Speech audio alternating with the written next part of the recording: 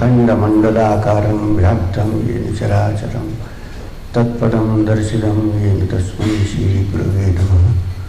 अज्ञानतिमिरान्धस्य ज्ञानाञ्जनं शलाकया चक्षुरुन्मिलितं येन तस्मै श्रीगुरवे नमः।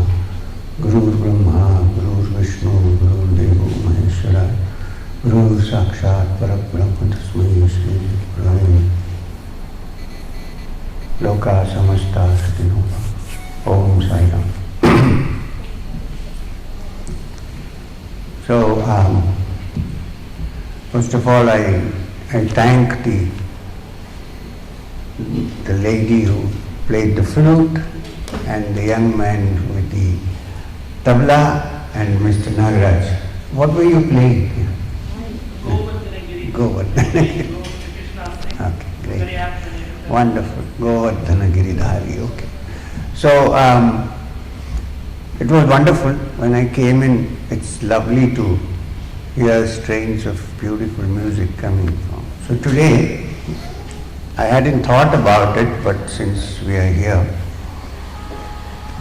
today is Navami, I think. Huh? So, I'm going to start with music, not singing. You all have to sit here, so. But something about sound.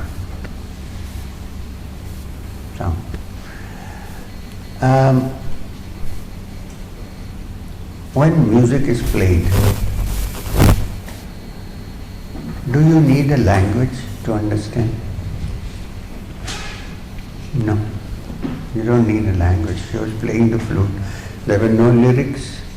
There were no words, but every one of us sitting here enjoyed the music, right? It went deep into our souls. Now especially the flute. For me, it so happens that it's my favorite instrument. Whenever I hear the flute, I go back and think of Vrindavan, Mathura, and the strains of the flute flowing in the air, and the gopis going mad. Not only gopis, the rishis going mad. So, music is such an important part, not only of our ordinary life, but also of devotion and spiritual life. Can you show me one spiritual place, a temple or a church? Well, there are some who don't play music, but generally where there is no music. Once I was so tired walking in Europe, in a place called Aachen, which is in the other end of Germany. I was very tired, we walked quite a bit. And then they said there's an old cathedral, the only one left here because many of them have been turned into supermarkets.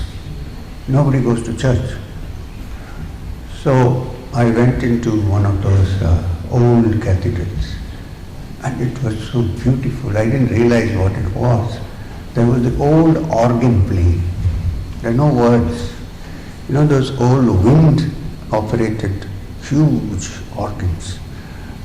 There was this beautiful music in the air, and all my tiredness vanished. I just went and sat in the pew. I was supposed to kneel, but I thought since I am from India, I'd sit this way. So I sat down, nobody objected, there were few people. And I enjoyed the music. In 10 minutes I realized there was no tiredness, it was gone.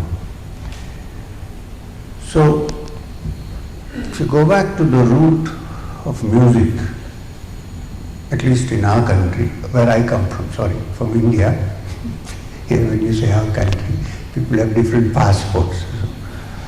Anyway, it's your country. So when I went, in our country, all the music that we have, the traditional music, comes from the Samaveda. I'm sure you know that Veda Vyasa divided the Vedic literature into 4 parts. Made the Rig Veda, Yajurveda, Samaveda and Atharvaveda. Among these, the Samaveda is the root of all music. If you look at the Samaveda, 85% of Samaveda is Rigveda. Difference? Setting music. In fact, all our Saptaswaras in music, they originate from the Samaveda. You know what are Saptaswaras? No? I'm sure you know. Basic. Sarigama. Not to be said like this, but properly. I had a good friend from England who came to me after 2-3 years and said, now I've learned Indian classical music, you know. So I said, oh really, that's wonderful. So can you show? He said, yeah, it's very easy. He said, Sarigama Padanisa Sanida Pamagaris. I said, just a bit. Now, the swaras have to be in tune, right? You can't just talk. So it is Sarigama Padanisa Sanida Pamagaris. See this? So all these swaras originate from the Samaveda. In fact, when somebody is doing the Samaveda, you don't say that somebody is chanting the Samaveda. It says Samagayanti, singing the Samaveda.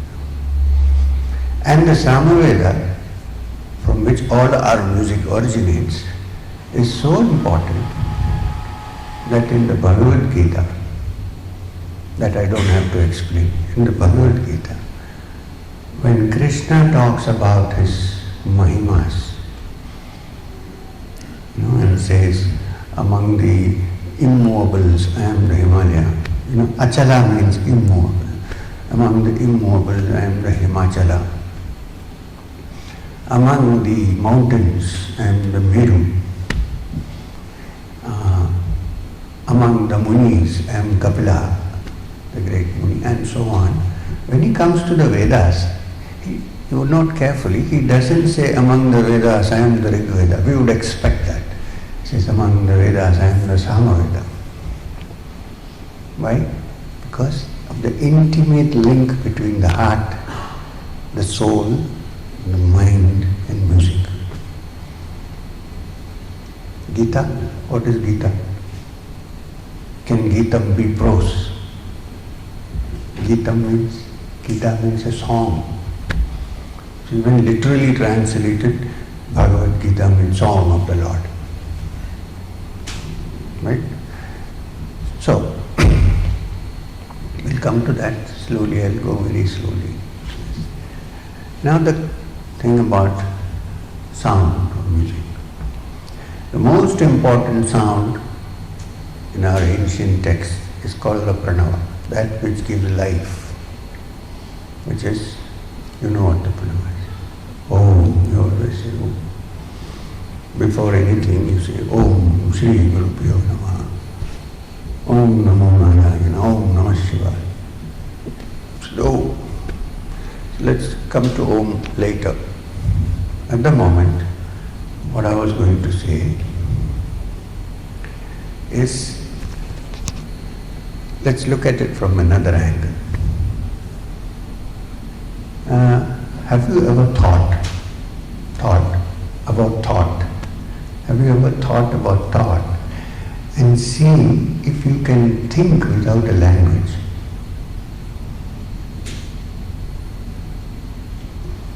Try. You'll be thinking in some language which you are familiar with.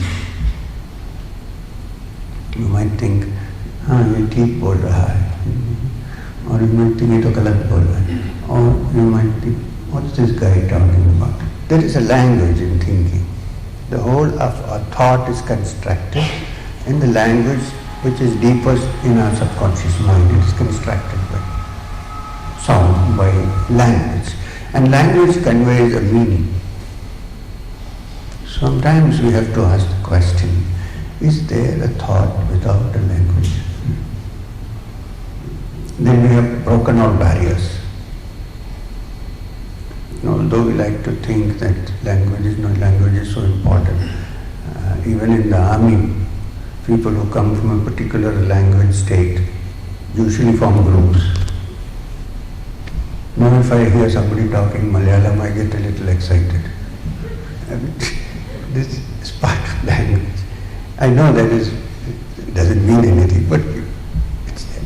So language makes words, and words make thinking.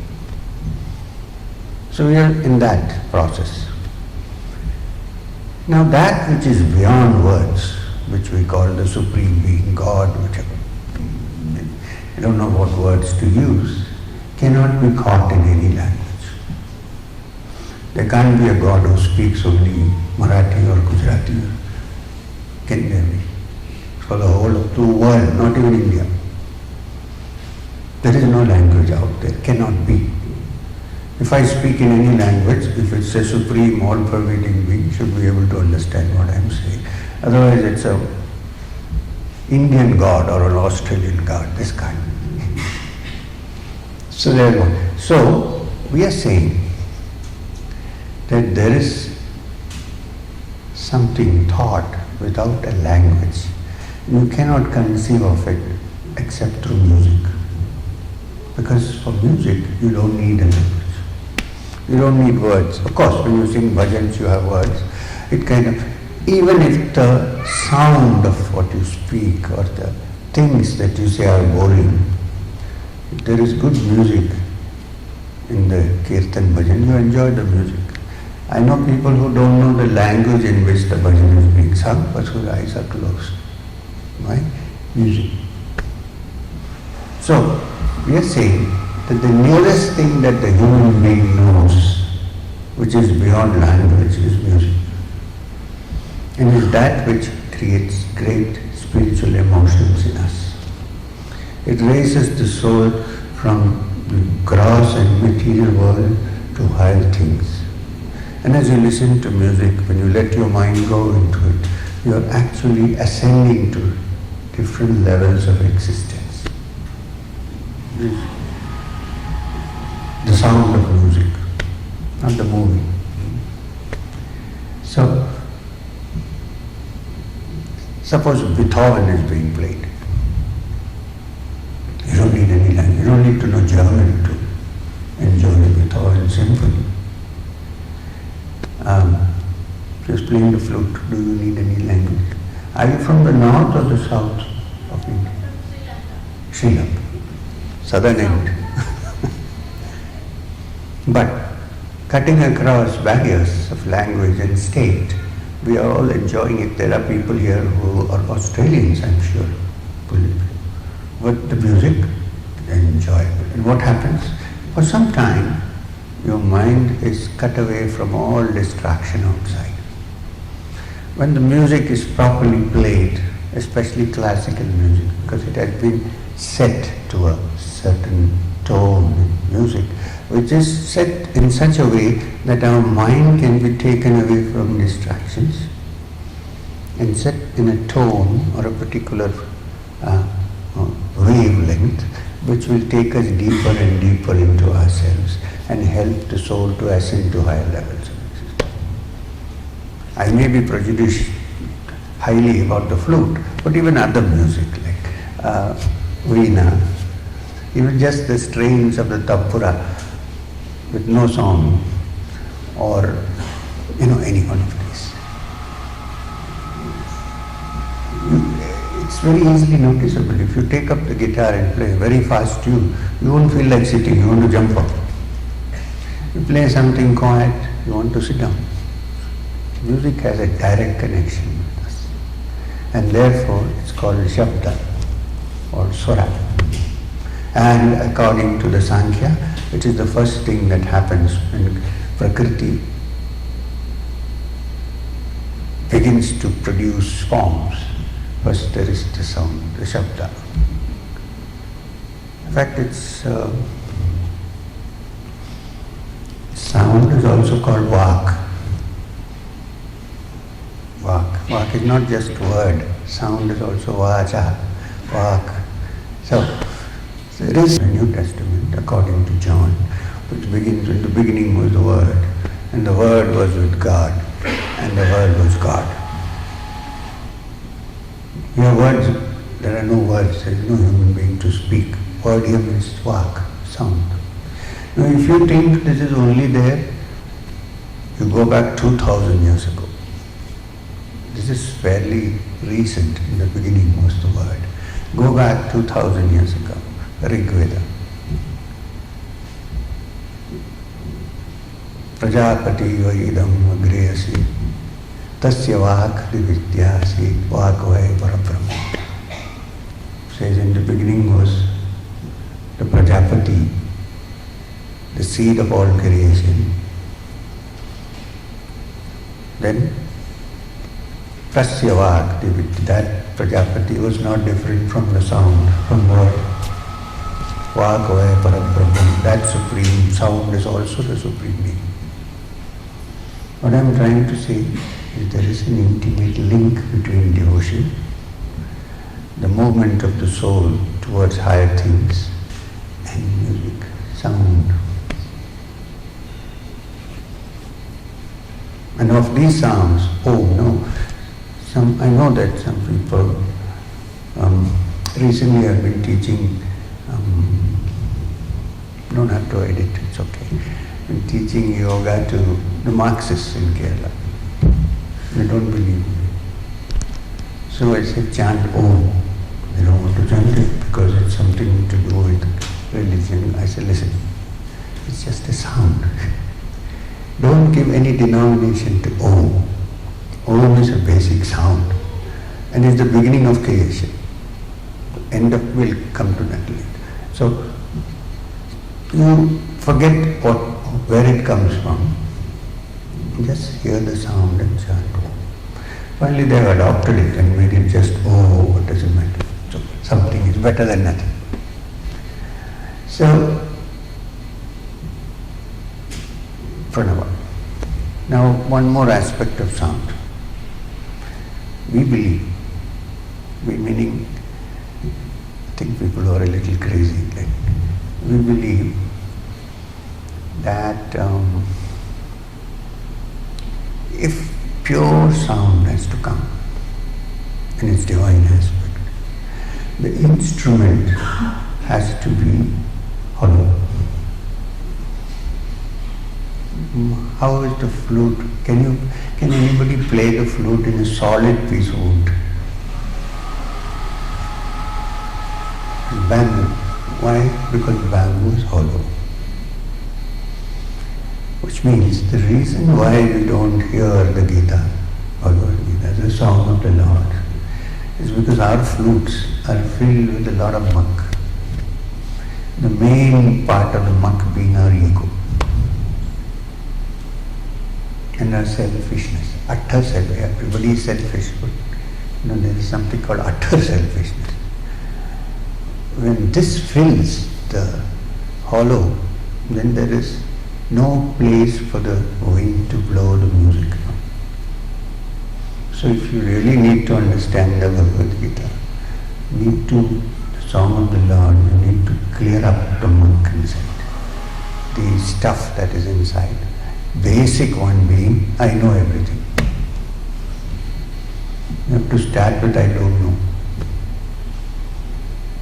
Because there is no space otherwise. If there is no space, how will it get filled with this beauty of this music of the Lord? It's very interesting that even the flute has 7 holes in it. 7 or more? 6? 9 holes. Navadwaras. And the Navadwaras indicate actually the human body, which has 9 holes. And unless it is empty of its contents, of its ego, of its selfishness, of its hardness, the music cannot come through. It's not that the Lord is not playing the music, always there. We don't hear because 1 or 2 or 4 holes may be closed. Or maybe there is too much muck inside that prevents the music from coming through. So, practical aspect we will come later. Now as I said, the sound of Om, which is considered to be pure pure sound, pranava, meaning the beginning of all prana, of all life. So it's added to everything before you start. Now, pranava, Om, has 3 letters, right? 3 syllables. And 3 syllables are A, U, and Ma. Yeah, if once I say Om, I have to open my mouth again to say another Om or whatever. Because once I say Om, it's closed, right? So what does it indicate? That the A is the beginning of everything. Beginning of life, beginning of creation, beginning of the first sound that even a dumb person can make. So even a newborn baby makes Ah. Even if you can't speak, you can say Ah. So it is the basic, the beginning of everything, which is symbolized in the Hindu pantheon as Brahma, the creator. Because of who we are all in trouble. In India we have rarely temples for Brahma. Thanksgiving for creating us. So, A is the sound of creation, beginning of everything. And it's the basic which has no language, because the sound A in English, the beginning of all letters is called alphabet, because it is alpha, beta, gamma, and so on. But in Sanskrit, the word A, which is the first letter, is called akshara. Akshara means, when you add an A sound in front of any word in Sanskrit, it becomes the negative, opposite. Kshara means destroyable, destructible. Akshara means indestructible. So the first sound, A, is indestructible, it's always there. Then, if something is created, it needs to be sustained, right? Though it will die the next minute. Anyway, it dies, but it takes longer time. So, when something is created, it has to be sustained. And the sustaining part is represented by the sound U, Ao. And therefore U represents the sustainer, Mahavishnu.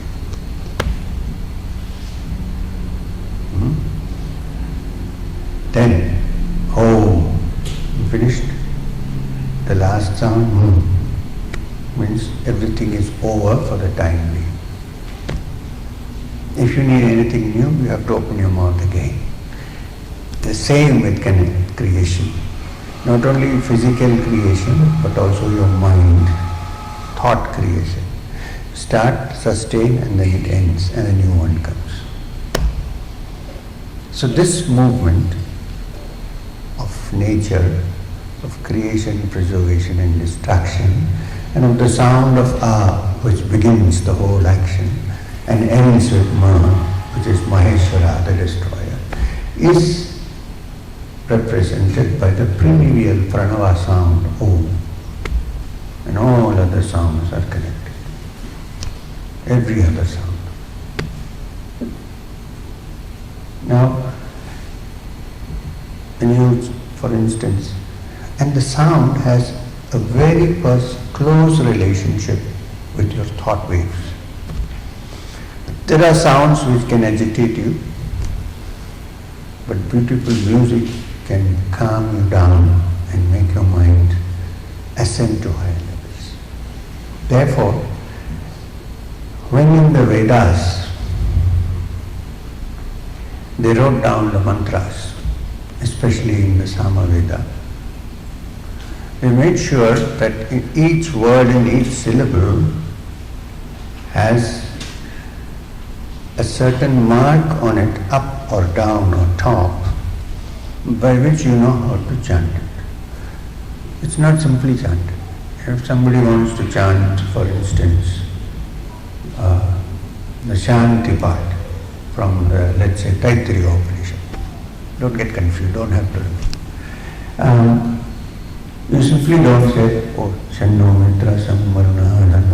This is like not, there is no music, there is no effect, there is no sound, it is reading it by heart. When the person who has studied it looks at it, he knows how to chant. And it is connected to the musical rendering of it. He may not actually sing it, but even when he chants it, he does according to the signs which decide where to go up, where to go down, where to be flat, and so on. Like instead of saying, Shanno Mitra Samvarnaha, Shanno Bhavatya Shanno, it is like talking. Shanno Mitra Samvarunaha, Shanno Bhavatya Shanno Indro Brihaspati, Shanno Vishwaroopa Namo Brahmani. All this is mark, it's not blind. So why? Because the ancients had gone into the music system and found out what affects your mind and what can take you to higher levels of existence. Even if you don't know what you're saying, if you know it's good, if you don't know, still the sound is. And it's not only for a certain section of people. Anybody can chant it. I am of the opinion that all women should chant the Gayatri. I am very happy with the Gayatri Parivara that keeps getting everybody to chant Gayatri. We are not discussing the Gayatri now.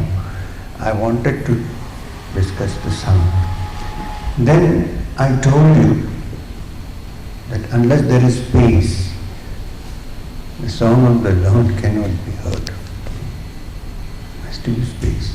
And that space is when we start by saying, I don't know, let me explore. Others may know more than me. And also that I'm not filled with opinions and prejudices and all that. If I can free my mind, especially the ego. And ego, what does ego mean? I know everything, I'm right always. If you think you're right always, like I said yesterday, even marriages cannot last. So, I'm going to tell you little stories from the Zen teachings. There was this very learned professor. Nothing against professors. This is a story. A very learned professor who went to a Zen master. Now, if a learned professor goes to a Zen master, he must have done all the study of Zen theoretically. And all that is compared to that and so on. So he goes and says to the master, please, can you teach me Zen? You know what it is? Zen? Yes, you know. In India it has become a big hit now because it is imported. All imported things are better than, Like we have a saying in Kerala and Malayalam, Muttatte mulleke manamilla. That means the jasmine that grows in your garden has no smell. The other fellow's jasmine smells good. In the same way, I'm not nothing against Zen, but it's more interesting because it comes from Japan. Made in Japan, good goods and so on. Now, I want to tell you what Zen, how Zen started and where it went from. You can still practice Zen, I'm just saying. So, there was a great South Indian Buddhist monk called Bodhidharma. Once I was discussing this and one of my very close Punjabi friends said, what were the North Indians doing then? I said, forget it. We're not talking about North or South. It so happens that Bodhidharma went from Tamil Nadu, from Tanjore. And he was a Buddhist monk. He also was an expert in the South Indian art of self-defense, which is called Kalari. Now, Buddhist monks are not supposed to carry weapons. So he perfected the art of unarmed combat. Unarmed combat later on in Japan came to be known as karate. Actually, the word meaning of karate means empty-handed. So anyway, so Bodhidharma took this teaching of Buddhism, particular kind of Buddhism, which laid great stress on dhyana, meditation. And he didn't go to Japan ever, he went to China. So when he went to China, the word dhyan became chant in the Chinese language. And when chant went to Japan, it became Zen. This is Zen. Anyway, so this professor went to the Zen master and said, I want to learn Zen. I want to attain Satori. Satori is a spiritual illumination according to the Zen teachings, which like Kaivalya or Moksha. So the professor said, have a cup of tea. So he said, what is this? I'm asking a very serious question and the master is going to ask me to have tea. It's very silly, but you can't open your mouth because Zen masters are famous. If you ask too many questions, they might physically manhandle you.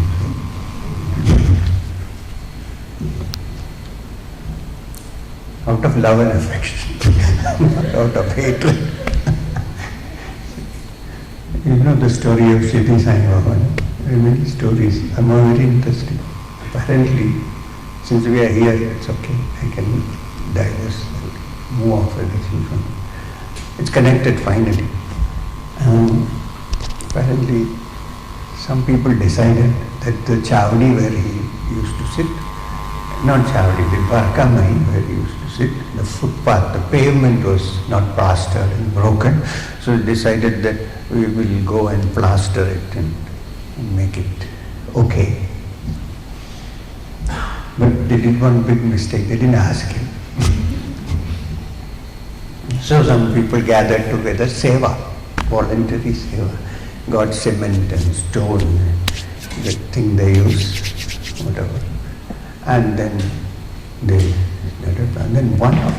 one among the workers was doing seva. So poor chap who had diarrhea, very bad diarrhea. It had 3-4 days he had been trying medicine, nothing working. So finally he decided, I'll also go and do seva. But he carried a tin of water with him in case he wanted to go. So while this was going on, suddenly Baba came out from inside. And he said, what is going on here? So he said in Marathi, is this your father's property that you got flared up suddenly? So everybody was shivering, you know what? I don't know if you know it, but he was a big man. So he came out with a stick and they thought he is going to hit somebody. He has done it before. So people ran helter-skelter. So one after this fellow with the diarrhea, he also ran. But what happened? He was caught. Baba stretched his hand and caught him by his collar. And then he looked around. Another guy who had come, because he thought a whole day's work, so he had brought some nice roasted groundnuts, roasted with chilies and oil, you know how it is, hot stuff. That was lying there, but that fellow threw it and ran off. He caught him and made him sit down, took this whole packet and said, eat this. This guy said, 4 days diarrhea. Eat this. He said, eat this. So he ate it. Finished the whole packet. And then he said, go. So he went. Halfway through he realized that he had no diarrhea. So these Zen masters and these avadutas have strange ways of functioning which we cannot make out. We look at it with our ordinary logic. 1 plus 1 is equal to 2, which they say 2 plus 2 is 6. Anyway. So he said, better not argue with the master. If he says, have tea, have tea. So he sat down. So the master made tea in a kettle and brought it, put a cup on the table and poured the tea. He was watching and waiting. He poured the tea, the cup became full. He kept pouring and the cup began to overflow and the tea was coming down from the sides of the table. In Japan, everything is a ceremony. When he couldn't control himself, he suddenly shouted out. He said, "Sir, that the cup is overflowing." And the present master put the kettle down and told him, "Your cup is overflowing. How can we give you Zen? No space, too much knowledge. If I give you something, it will overflow and come out because there is no space. That space is essential. Because according to the Shastras, according to Sankhya, the nearest thing to the Supreme Reality, which in Sankhya is called Purusha, is Akasha, space. That space is equal. So if that space is there, then you can hear the sound of the Lord. The Bhagavad Gita. Now, we will shift to the Bhagavad Gita. I wanted this background and introduction so that you don't get just stuck to the words, but go to that which is between the words. Now, as we know, the Bhagavad Gita is song of the Lord. It occurs in the Mahabharata. There is a chapter of the Mahabharata called, don't worry if it doesn't finish today, we'll do it another day. There is a chapter called the Bhishma Parva. It appears in that. And it has 18 chapters. The author is supposed to be Vedavyasa. And it has 18 chapters. Well, 18 chapters, I always tell people, it's like 18 holes in a golf course. Mine is the 19th watering hole, which is not required because you're fully watered. And it has also to be played slowly and patiently, from chapter 1 to 18. Now the Bhagavad Gita, in a sense, is the simplified teaching of those great philosophical texts called Upanishads and the Brahma Sutras and so on, which is difficult to understand. It's not so easy. The Bhagavad Gita has been simplified for you and me. So reading that, you know all that has been said in the Upanishad and the Brahma Sutras. In these 18 chapters it has been built in. In fact, the Gita itself says at the end of each chapter that it is the teaching of the Upanishads and also the teaching of yoga, or the way by which one can reach there, and that it is a dialogue between Krishna and Arjuna. At the end of every chapter, it is Srimad Bhagavad Gita, so this is the Bhagavad Gita. Upanishads, so it is the Upanishad. Brahma Vidyayam, knowledge of the Supreme Being, Sri Krishna Arjuna Samvadi. Yoga Shastra, it's also the practice of how to reach there. Now it's very interesting that the Gita starts with chapter 1, which is Arjuna Vishada Yoga. The first chapter. Every chapter is called a yoga. Every chapter. Starts with Arjuna Vishada Yoga and ends with Moksha Sannyasa Yoga. 18 chapters.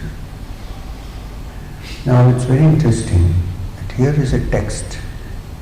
Vyasa might have written it, that's okay. We don't have to go into that. Here is a text which is supposed to have been preached in the middle of a battlefield and not in a cave. You know the Gita. The Kurukshetra war is going on. Arjuna doesn't know what to do now. He's in an indecisive state. He's in sorrow. Vishada can be translated as sorrow, indecision, insecurity, confusion, dissatisfaction, many words. Sanskrit words cannot be described in one English word.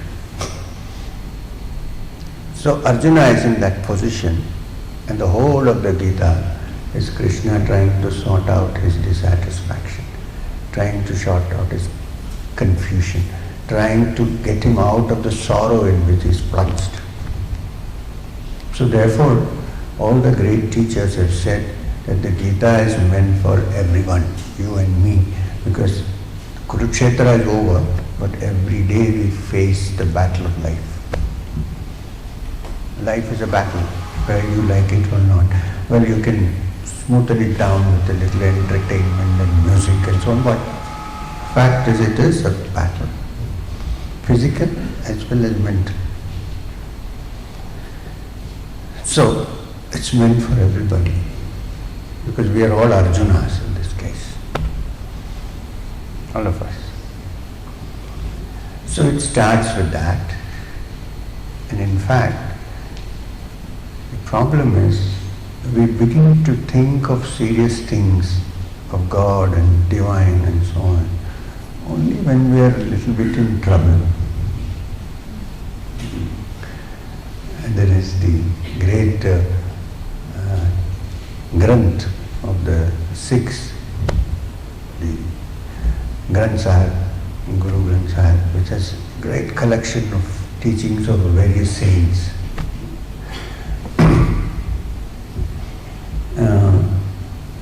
In fact, a large portion of it has Kabir. I always feel that if the Granth Sahib was not there, much of Kabir would have been lost. Now what they did was, not only did they collect the hymns together from various saints and from Guru Nanak down, they also set it to music. See, this is important. Music. In fact, the Granth Sahib is called Shabad, means Shabda, sound, music. Everything is set in music. See them go to a Gurudwara, when they sing, they are all singing the Grantha, because the intimate link between sound, music and the divine. There are many, many beautiful things in the Grantha, but what is relevant to us now, there is a beautiful statement. I think it may be Kabir. दुख में सुमिरन सब करे, सुख में करे न कोई. You know, when we are happy, we don't think much. I mean, we go into this and all that. But when dukkha comes, pain comes, then everybody starts japa, saying. So sometimes in this world, it is necessary to have pain. We always try to sweep it under the rug. Go watch TV, do something. Or get filled with the spirit that comes in the bottle, or something like that. That's also, there is one spirit, commonly available. We don't acknowledge, we are afraid.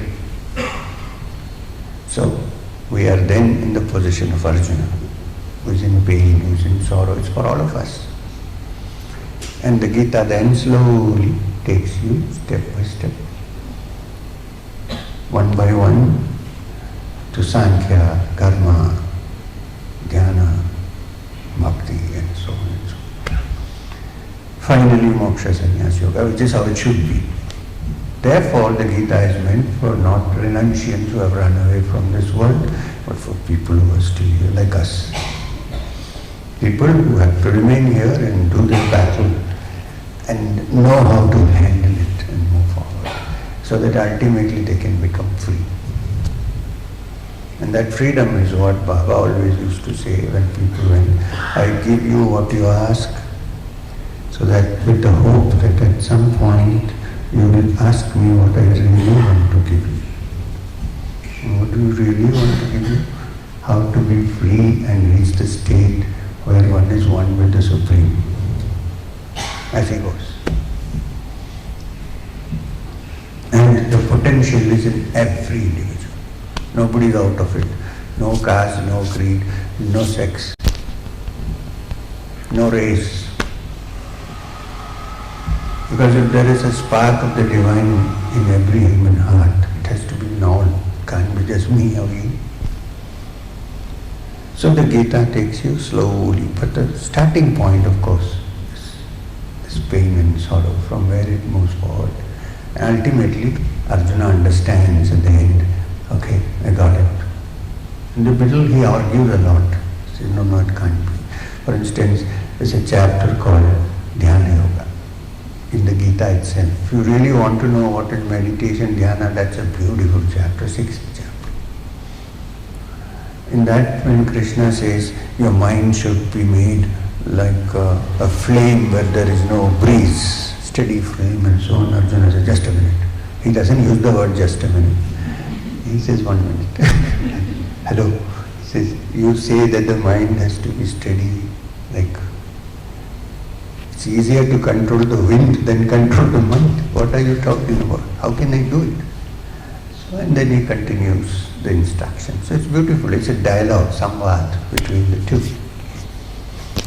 Till the 9th chapter,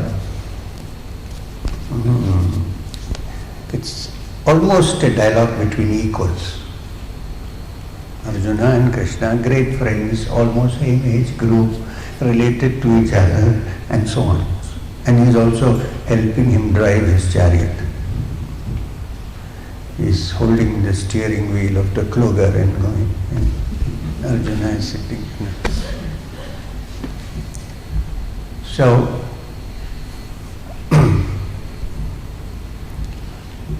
so it's all fine, like we are sitting here. Then, in the 10th chapter is Mahima.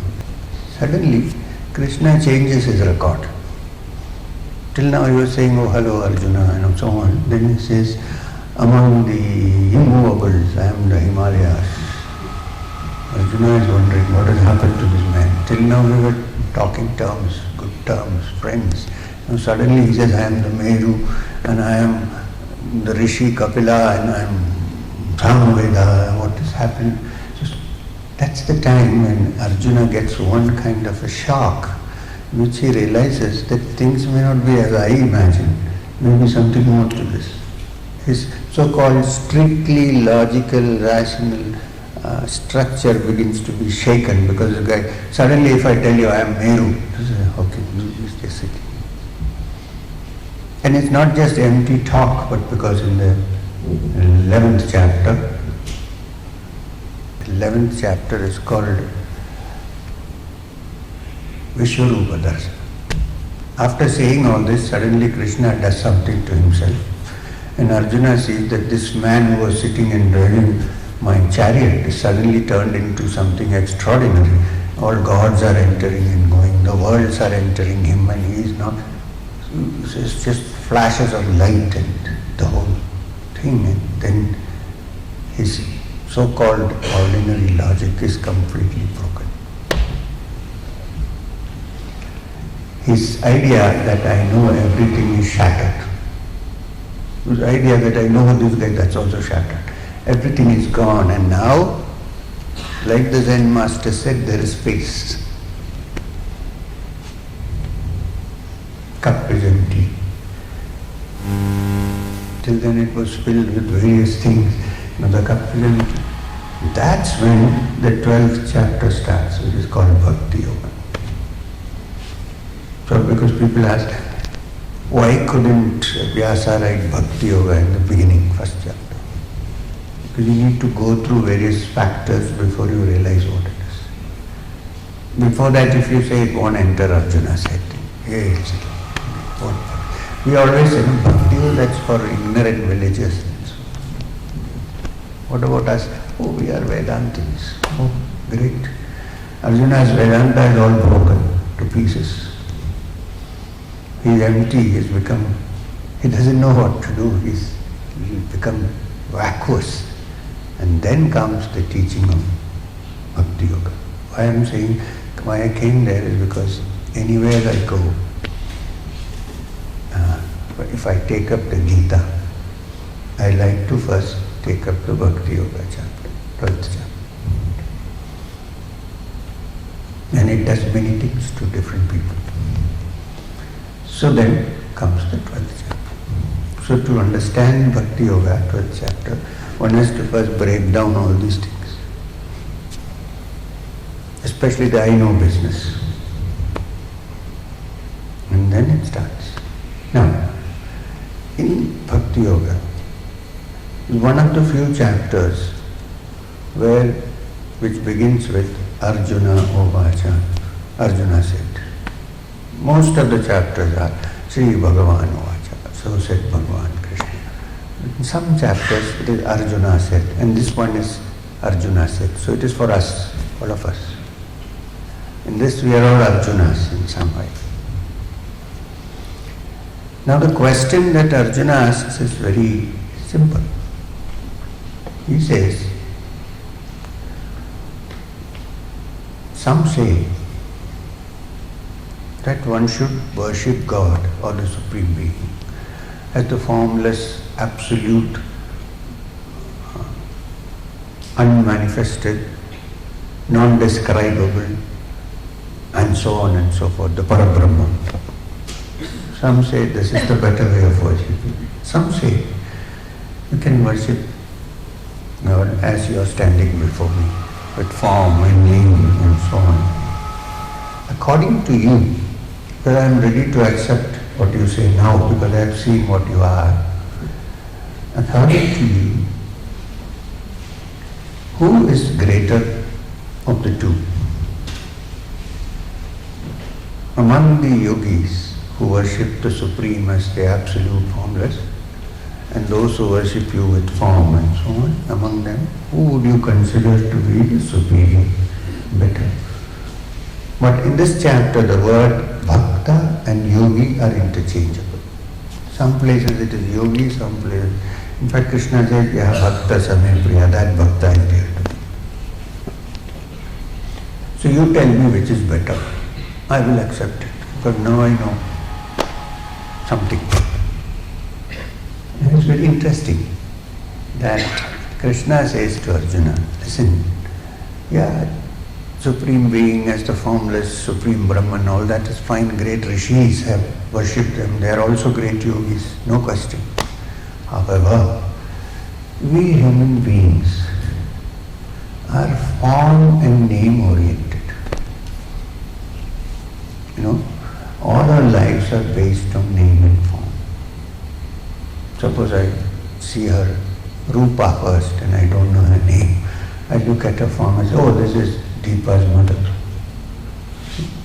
How do I conclude? Because I see the form.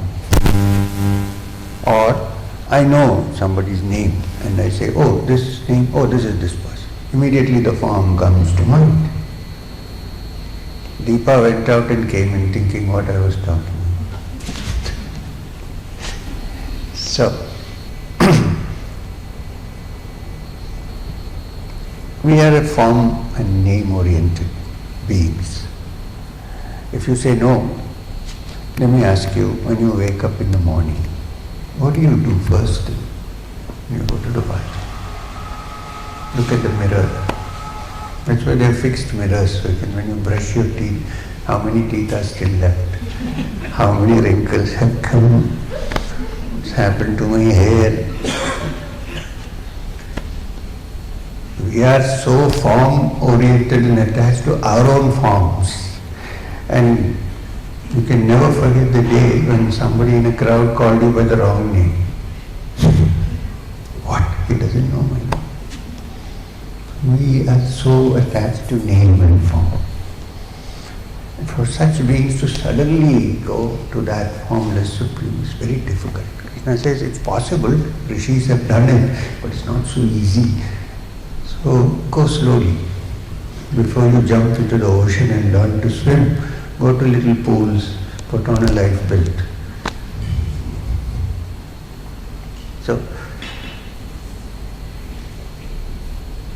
So he says, It doesn't matter, either way you can worship. If you want to think of me as that supreme being, okay, fine, no problem. If you want to think I have form, which will be easier for you because you can relate, that's also fine. This Krishna is always like that. This is also fine, that is also fine. So, and then disarm everybody with his beautiful smile. If nothing works, take the flute and play. The piper.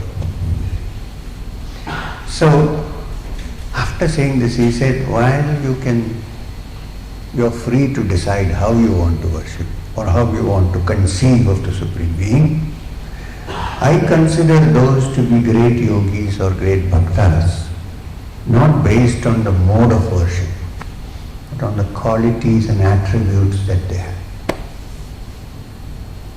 So Arjuna says, what attributes? He says, it doesn't matter how they worship me, but they need to have certain qualities and attributes. If they have that, I consider them to be the greatest of yogis or bhaktas who are dearest to me. So what are the qualities? First, this is from the 12th chapter of the Gita. Samyam Indriya Gram, one who has control over his senses. One who has control over his senses. I'm not saying you shouldn't use your senses, but don't allow your senses to run away with your mind. Some amount of control. Now when you do that, then when you say control of the senses, it also includes that which is produced by the senses. Anger, hatred, not love, you can keep that away. All these are created by the senses. How do you get angry? I desire to have this. Don't worry, Christine, I'm just using an example. I desire to have this. And she wants to take it. I'm angry with her. When I desire something and something comes in between, then anger comes. I like to think that I'm a wise man and somebody thinks I'm a fool. I'm angry. Not me, I'm saying generally. So control of the senses doesn't mean to totally cut out. You can't live in this world without your senses operating. Understood? But have some amount of control. Don't allow them to run away with you. The one who has perfect control is a yogi. And if you have perfect control right now, then you don't have to try anything. We are saying we have to have control because we are all in different stages of existence. We need to work on that. Okay. Second quality. Sarvatra Samabuddhaya. Is it possible that this yogi or the devotee who is closest to me is able to maintain a tranquil state of mind under all circumstances? Sarvatra, in all circumstances. Samabuddhaya, that the mind is steady, tranquil, clean. Are we like that? How is our life? How are our lives? If somebody said I'm a terrible fellow, I immediately get depression, right? I don't care. Or if somebody praises me, then I'm in cloud 9. And if the praise becomes too much, my BP may increase due to the excitement. So my BP is up and my BP is down. I'm either desperate or I'm very excited. This is our life. Up, down. And Krishna says, can you stay tranquil? Because what others say doesn't matter. You are what you are. Don't depend. Like yesterday, as I was saying, if somebody calls you a fool and if you don't know English, so what? No, seriously. So what? Or if I know Hindi, I might think you're calling me a fool, flower. I might be happy. Same word. So it depends on what we think and construct out of things, out of relationships, out of words. Right? So, this movement of going down with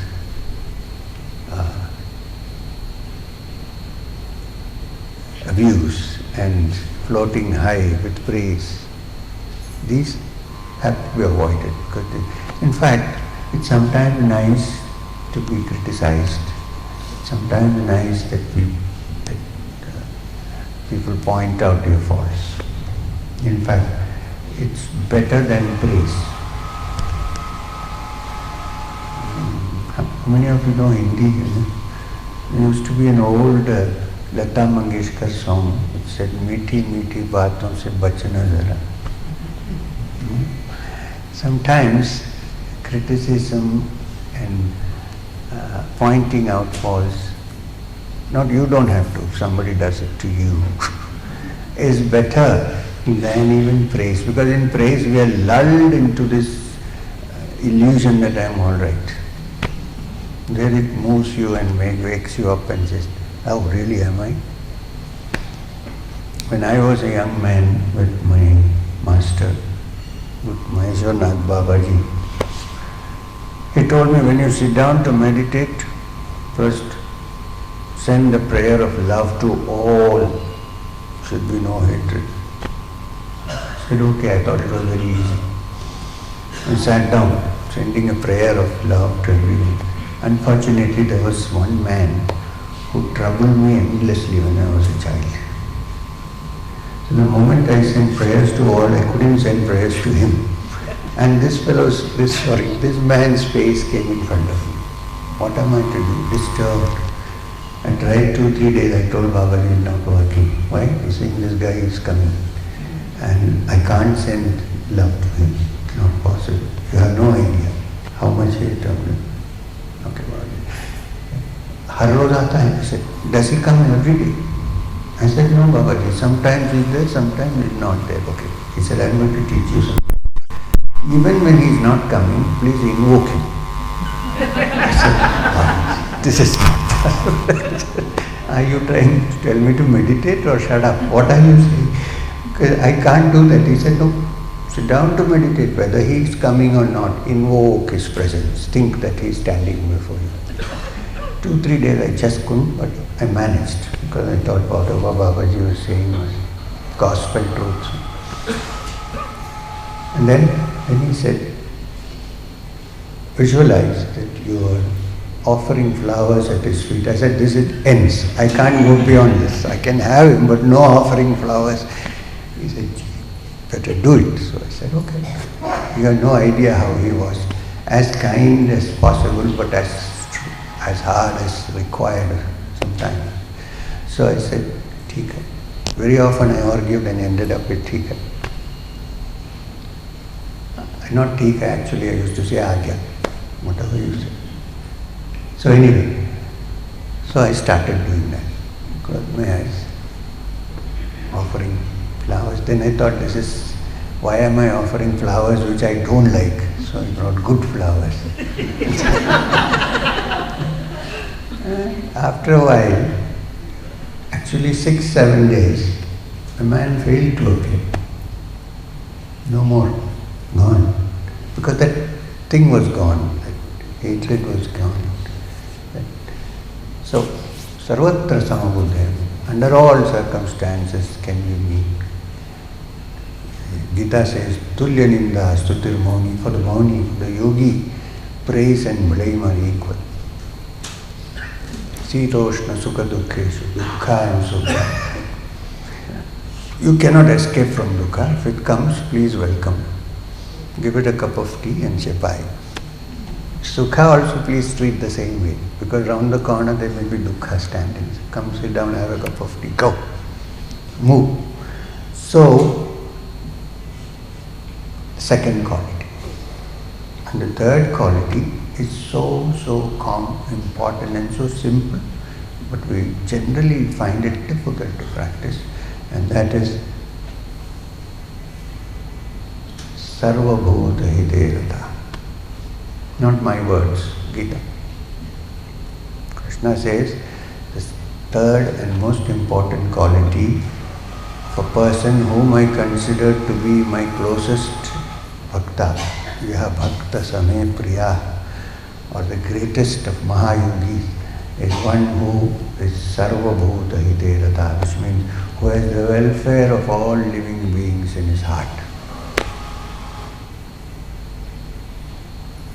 That means no hatred for anybody. Welfare of all living beings. Why? Because in some other place Krishna explains, in every heart I sit as the Antaryami. So anyone who is hating somebody is hating the Antaryami, not the outside. So we are all walking, talking, laughing, sometimes crying, temples of God. So to respect the temples of God and to keep them happy is part of our function. So this is there according to the 12th chapter of the Gita. Krishna says, such a one is called a great yogi. Irrespective of whether he stands on his head for 12 hours. That is yoga, of course, but this yoga is the yoga of love. Bhakti Yoga. People translate yoga of devotion. I say it's better to say yoga of love. Loving the Lord, of course. So there we are. Thank you very much. It's 1 hour.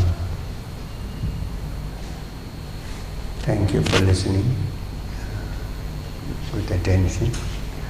Om Shanti Shanti. Hari Om.